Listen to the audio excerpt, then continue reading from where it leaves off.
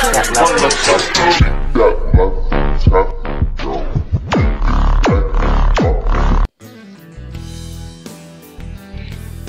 guys, samahan niyo ako, magluluto ako ng ulam namin guys, kung ano lang yung meron sa ref.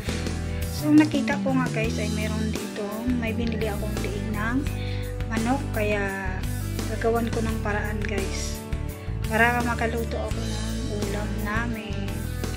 Dahil nga nagtitipid kami guys, kaya yan, ano yung gulay na nakikita ko, yun ang ilalagay ko sa ano, nagawan ko ng paraan. So yan nga guys, nagkikisa na ako ng bawang. At pag golden na nga ang kulay ng bawang guys, ay ilalagay naman natin ang sibuyas.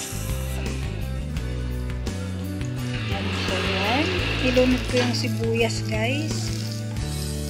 At habang minikos-mekos ko nga yan, ayan, minikos-mekos ko, ilalagay ko na naman ngayon yung pinag-chop-chop ko na liig ng manok. So, dahil nga guys, mas mura ang liig ng manok, kaya bumili talaga kami niyan guys, para pang ano, pang halo-halo sa mga gulay guys, kasi kailangan nating magtipid dahil nga sa sobrang bilihin ngayon. So, ayan guys, di naman kailangan na laging masarap ang ulam sa mga taong nagtitipid. So yun nga guys, nilalagyan ko na siya ng paminta. Ayan, para pang bawala sa langsa guys, at pang dagdag na rin sa sarap ng ating niluto. Yan, wag na naman natin basta-bastahin, masarap pa din naman yan ng ano, liig ng manok guys. Linisan lang talaga siya ng maayos.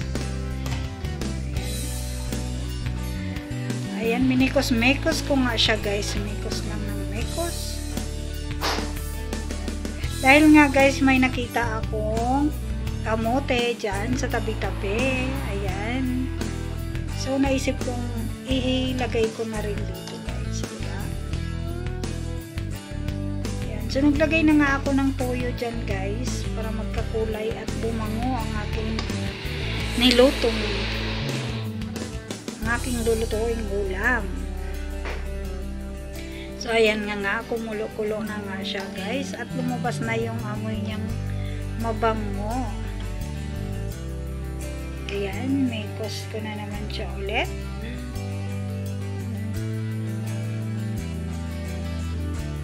Walang hindi masarap na ulam sa mga taong nagtitipid. Matuto ka lang magtipid, dumiskarte, para makakain ng masarap ang pamilya mo. So yan na nga guys, isusunod ko na ngayon, ilunod ang, ayan, tinakpan ko pa pala siya guys. Then isusunod kong ilagay yung kamote. So, dahil nga yung mister ko may dala siyang kamote guys, at yan yung tira ng mga kinakain-kain ko, dahil hindi na nga ako kumakain ng kanin, kamote na lang. So sabi ko, para naman madagdagan yung ano, nilagyan ko ng kamote. Yan, nag-ano pala ako guys, nag-add ako ng sugar para medyo manamis-tamis yung ating ulam, pangdagdag sa lasa na rin. Ayan, pasensya na kayo guys, at maingay nga dito sa amin dahil maraming sasakyan ang dumadaan, kaya ako bino-voice over to guys, kasi yung kapitbahay nga namin ay nagpa-music sila. Ayan na nga, nilunod ko na yung kamoteng kahoy. Ayan, kamote lang pala, hindi siya kamoteng kahoy, kamote. Ayan, orange yung kulay niya guys.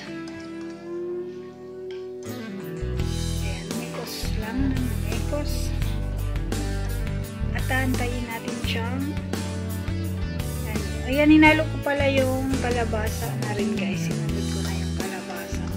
Konti lang kasi yung kalabasa ko guys, dahil hindi pa nga kami nakapagpamalingki ng gulay. gulay. Kaya hinaluan ko siya ng kamote, ang kalabasa. Sabi ko naman para naman dagdag sarap at medyo marami din yung ulam natin guys. Tulad nga ng sinasabi ko guys, kami ay nagtitipid. At yun nga, kahit magtitipid tayo ay kailangan pa rin na kahit matipid masarap din yung kinakain natin ng ating pamilya. So ayan na nga guys, nag-add ako ng water para para lumambot yung guys, yung yun nga ang liig at saka yung kamote kasi medyo matigas na yung kamote. At naglagay na rin ako ng chicken cubes. Ayan.